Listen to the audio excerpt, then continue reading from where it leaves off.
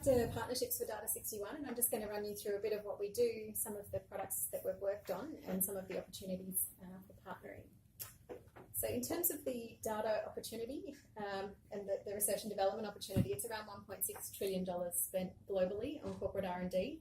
87% of companies realise that they're probably going to be disrupted in the next 5 years, but only 7% of them currently have a plan. So we see that as a good opportunity for Data61 to be able to step in and look at what we can do to help there. What do you mean by 61?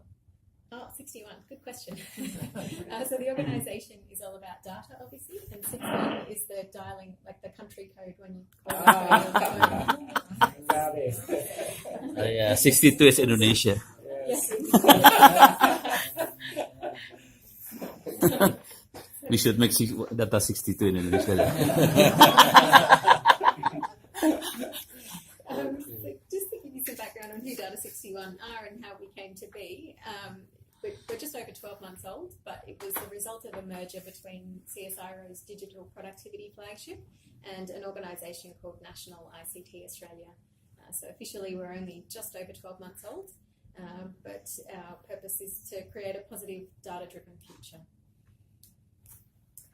In terms of what our makeup looks like, as I mentioned before, we have around 1,100 employees. That includes our student base of around 415 PhD students who come and work with us, obviously at a university that's going to award them the degree. They'll have a supervisor from us and from the university, and they're working on real-world problems. We have around 31 government partners at a state and federal level, local level as well, a range of corporates we work with, 190 plus data-driven projects, and over 172 patents. In terms of what we work on, it's every aspect of data R&D. So that's data capture and consumption, the hardware, the software, the decision sciences, but also the behavioural economics and cognitive sciences that go around it as well. I'll just run through now some of the projects to give you a bit of a feel for the breadth of the kinds of things that we work on.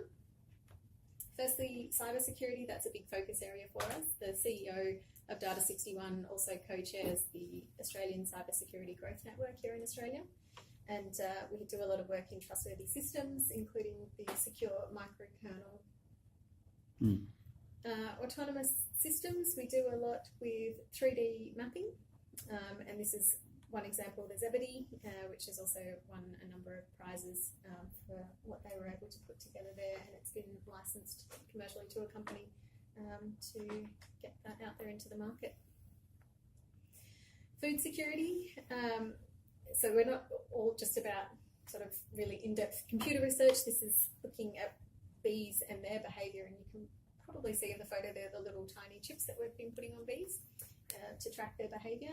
If you Google bees with backpacks, you'll see a really interesting YouTube video on what they've been doing there.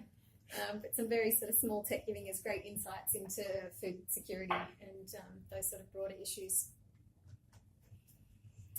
Federated spatial data, we have pulled together a platform that is able to visualise data on the map of Australia. That's why it's called National Map, and that includes data sets from all the different government agencies around the country, and that's a live feed. So if you want to be able to look at average income in any particular geographic area or where the parks are, you can start to overlay all of these on top of each other and build up a really rich picture of what the particular geographic area looks like.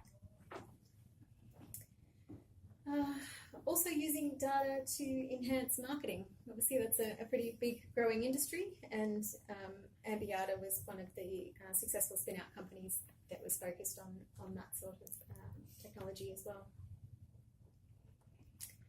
We've also done quite a bit in the medical space. Saluda Medical was a company that has spun out, and they were doing work around incontinence, Parkinson's disease, epilepsy and so on, with implants there to assist those sorts of medical issues. Doing work in sound technology as well. Ordinate's one of our companies that just listed on the stock exchange here at the end of June, I think it was, and had a very successful listing, and are going to go on to do great things hopefully. Goanna software, this is around security, quality, code compliance and checking, etc. And that technology is currently licensed and out there in the market. cloud technology. This is another spin out that was acquired by a US-based company back in 2014 and focusing on cloud technology. So that gives you a bit of background of some of the projects that have been developed through data61 and then spun out and gone on to do. These ones, you actually have some equity on these ones? Yeah, so a lot of the spin-outs that came out through the NICTA side, remember the two entities that merged, so NICTA did have a lot of equity in the companies that it created as spin-outs. Often they were technology that we developed and decided to spin out ourselves, bring on other partners, but retain a stake in the company. In terms of some of the projects that we're currently working on, you probably can't read all of that, but the headings give you a bit of an idea about the sort of focus areas that we have. So we have a range of emerging platforms. Safety and security is a big focus for us, obviously cyber security, as I mentioned.